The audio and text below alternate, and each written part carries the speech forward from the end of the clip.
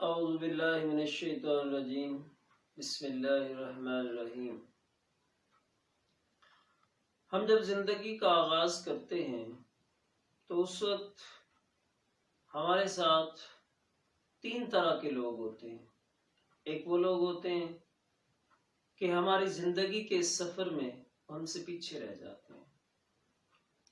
ایک وہ لوگ ہوتے ہیں جو ہمارے زندگی کے سفر میں ہمارے ساتھ ہوتے ہیں، ہمارے برابر ہوتے ہیں۔ اور ایک وہ لوگ ہوتے ہیں کہ جو ہم سے آگے نکل جاتے ہیں، اور ہمیشہ ہر ایک کے ساتھ شاید یہی ہوتا ہے۔ پیچھے رہ جانے والے لوگ ہمارے لیے سورس آف انسپریشن نہیں ہوتے۔ ہاں یہ ہوتا ہے کہ وہ ہمارے لیے عبرت کا مقام تو ہو سکتے ہیں، ہاں یہ کہ ان کی زندگیوں سے ہمیں سیکھنے کا موقع تو مل سکتا ہے۔ اور جو ہمارے برابر کے لوگ ہوتے ہیں وہ ہم جیسے ہی ہوتے ہیں، اس لیے ان کی زندگیاں بھی ہمارے لیے اتنی جو ہیں وہ قابل دید نہیں ہوتی۔ اور پھر وہ لوگ جو ہم سے آگے نکل جاتے ہیں کسی بھی صورت، معاشی طور پر، علمی طور پر، نظریاتی اعتبار سے، یا زندگی کی الجھنوں کو جھیلنے کے اعتبار سے، ان کی قوت برداشت اور صبر کے لحاظ سے، کچھ لوگ ایسے ضرور ہوتے ہیں جو آپ سے ہمیشہ آگے ہوتے ہیں۔ وہ ہمارے لیے سورس آف انسپریشن بھی ہوتے ہیں، اور ان لوگوں کو دیکھ کر ہم اپنی زندگیوں کے اندر خاطر خواہ تبدیلی لا سکتے ہیں۔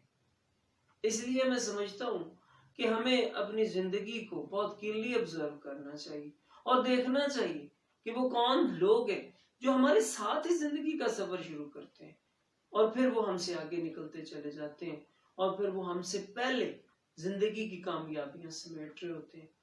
خواہ ہم بعد میں ان تک پہنچ بھی جائیں، لیکن وہ اس وقت تک ہم سے بہت آگے جا چکے ہوتے ہیں۔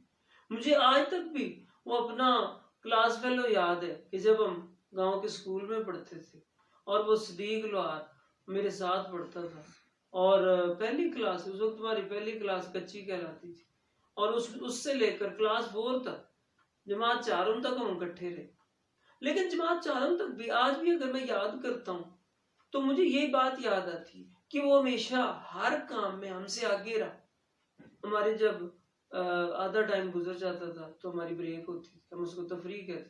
تفریح کے بعد ہمارا تختیاں لکھنے کا جو ہے وہ پیریڈ ہوتا تھا، اور تختی لکھ کر، تختی جو ہے وہ پہلے صاف کر کے اس کو خشک کر کے پھر لکھ کر لانا، اور پھر سر کو چیک کرانا۔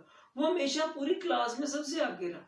تختی کو اچھے طریقے سے صاف کرنا، اور پھر اس کو خشک کرنا، اور پھر اس کے اوپر جو ہے وہ لائنیں لگا کر قلم دوات سے لکھنا، وہ ہم سے پہلے روز چیک کراتا ہے۔ اور پھر وہ نہ صرف یہ علم کے کاموں میں بلکہ عملی کاموں کے اندر بھی وہ ہم سے آگے ہی رہا۔ جمعرات کے روز، جمعے کی چھٹی ہوتی تھی، جمعرات کے روز یہ ہوتا کہ ہم نے سر کے لیے جو ہے وہ ہم پوری کلاس نے جو وہ جانا ہوتا تھا لکڑیاں لینے۔ گاؤں کے ساتھ ہمارے جنگل تھا، وہاں سے لکڑیاں لینے جاتے تھے، جو ہے وہ چولہوں میں جلانے کے لیے، سردیوں میں کام آتی تھی۔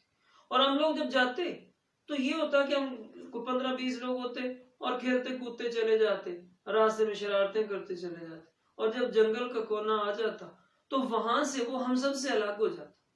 وہ صدیق جب تک ہم لکڑیاں بنانا شروع کرتے یا کاٹنا شروع کرتے تب تک وہ اپنا گٹھا بنا کے آرام سے بیٹھا تھا، اور کئی دفعہ ہم سے پہلے آ بھی جاتا۔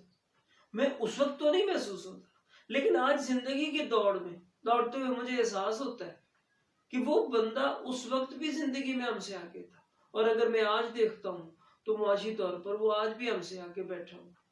عملی زندگی میں یہ ہوا کہ کلاس 4 کے بعد اس کو اسکول چھڑوا لیا گیا۔ اس کا چچا شہر میں بہترین کاریگر تھا موٹر سائیکلوں کا، اور اس کے پاس اس کو چھوڑ دیا گیا موٹر سائیکلوں کا کام سیکھنے کے لیے، اور اگلے 8 سال تک وہ مسلسل اپنے چچا کے پاس رہ کر کام سیکھتا، اور ہم 8 سال تک پڑھتے رہے۔ 8 سال کے بعد میں سیکنڈ ایئر کا طالب علم تھا جب وہ مکمل کاریگر بن کے اپنے استاد کی اجازت سے اپنی دکان بنا چکا تھا، جبکہ میری زندگی میں ابھی تک عملی زندگی کا آغاز بھی نہیں ہوا تھا، میں بھی صرف طالب علم تھا۔ اور پھر یہ ہوا کہ زندگی کی دوڑ میں ہم بھی آگے بڑھتے چلے گئے، اور وہ بھی آگے بڑھتا چلا گیا۔ 1 سال کے بعد اس کی شادی ہو گئی، اور پھر آگے کیا ہوا کہ وہ پہلے کرائے کی دکان میں رہا، پھر اس نے اپنی دکان بنا لی اور پھر اپنے بچوں کو پڑھایا، اچھی گاڑی رکھی ہوئی ہے۔ آج اللہ کا شکر ہے ہماری زندگی میں بھی سب کچھ ہے، لیکن میں آج دیکھتا ہوں تو ہر معاملے میں پھر بھی ہم سے آگے بڑھا۔ میرے لیے وہ سورس آف انسپریشن بن جاتا ہے کہ بھائی ہمیں ہر وقت ہر لمحے اپنے کام پر توجہ کرنی ہے۔ میری وہ انٹرٹینمنٹ، میرا وہ شوق کہ جو مجھے کام سے ہٹا لیتا۔